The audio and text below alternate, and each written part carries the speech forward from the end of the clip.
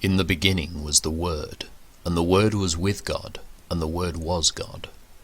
In him was life, and that life was the light of all mankind. The light shines in the darkness, and the darkness has not overcome it.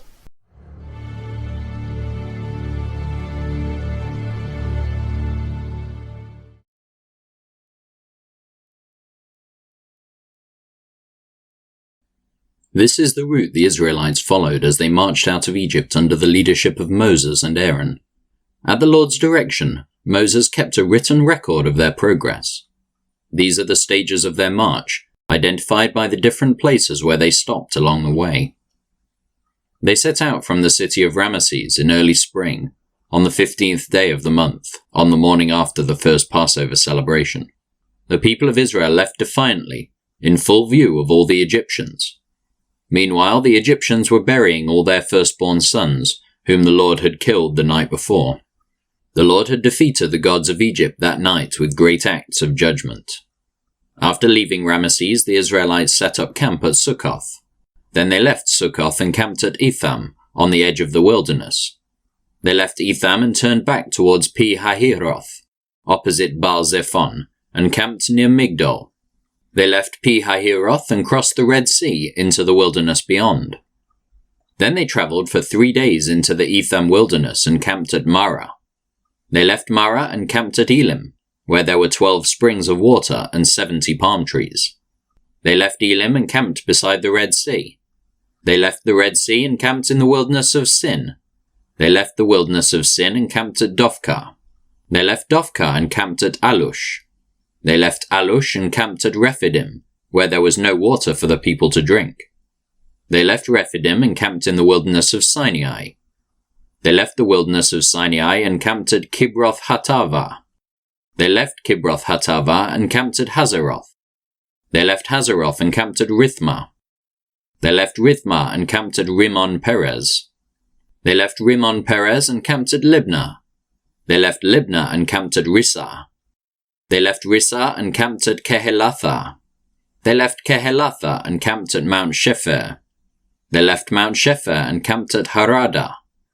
They left Harada and camped at Makheloth. They left Makheloth and camped at Tahath. They left Tahath and camped at Terah. They left Terah and camped at Mithkah. They left Mithkah and camped at Hashmonah.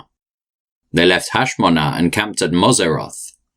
They left Moseroth and camped at Bene Yakan. They left Bene Yakan and camped at Hor Haggidgad. They left Hor Haggidgad and camped at Jotbatha. They left Jotbatha and camped at Abronah. They left Abronah and camped at Ezion-Geber. They left Ezion-Geber and camped at Kadesh in the wilderness of Zin. They left Kadesh and camped at Mount Hor, at the border of Edom. While they were at the foot of Mount Hor, Aaron the priest was directed by the Lord to go up the mountain, and there he died. This happened in midsummer, on the first day of the 5th month of the 40th year after Israel's departure from Egypt. Aaron was 123 years old when he died there on Mount Hor. At that time the Canaanite king of Arad, who lived in the Negev in the land of Canaan, heard that the people of Israel were approaching his land. Meanwhile, the Israelites left Mount Hor and camped at Zalmonah. Then they left Zalmonah and camped at Punon. They left Punon and camped at Oboth. They left Oboth and camped at Abarim, on the border of Moab. They left Abarim and camped at Dibon-Gad. They left Dibon-Gad and camped at Almon-Diblatayim. They left Almon-Diblatayim and camped in the mountains east of the river, near Mount Nebo. They left the mountains east of the river and camped on the plains of Moab beside the Jordan River, across from Jericho. Along the Jordan River they camped from Beth Jeshimoth as far as the meadows of Acacia on the plains of Moab. While they were camped near the Jordan River on the plains of Moab opposite Jericho, the Lord said to Moses, "Give the following instructions to the people of Israel. When you cross the Jordan River into the land of Canaan, you must drive out all the people living there. You must destroy all their carved and molten images and demolish all their pagan shrines.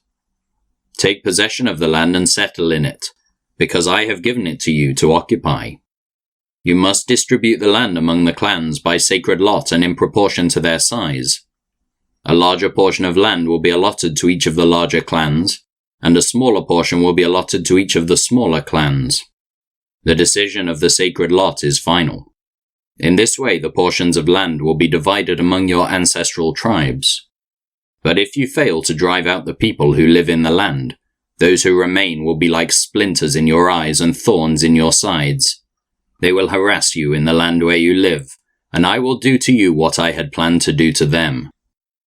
Then the Lord said to Moses, "Give these instructions to the Israelites. When you come into the land of Canaan, which I am giving you as your special possession, these will be the boundaries.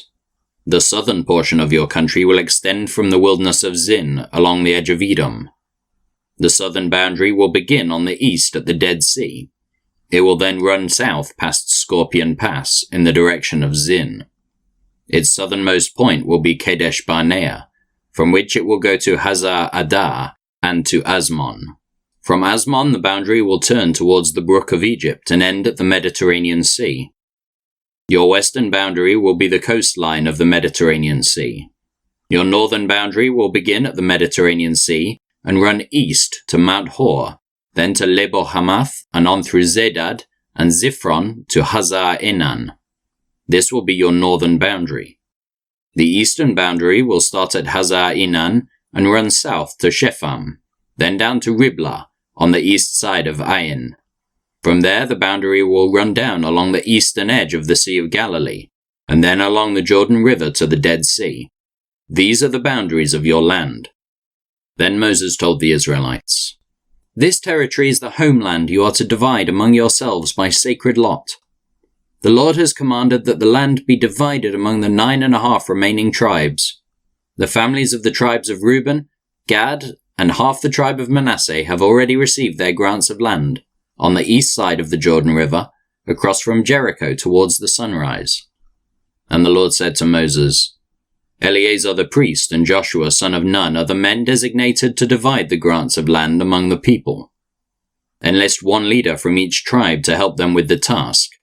These are the tribes and the names of the leaders: Judah, Caleb son of Jephunneh; Simeon, Shemuel son of Ammihud; Benjamin, Elidad son of Kislon; Dan, Buki son of Jogli; Manasseh son of Joseph, Haniel son of Ephod; Ephraim son of Joseph, Kemuel son of Shiftan; Zebulun, Elizaphan son of Panak; Issachar, Paltiel son of Azan; Asher, Ahihud son of Shelomi; Naphtali, Pedahel son of Ammihud.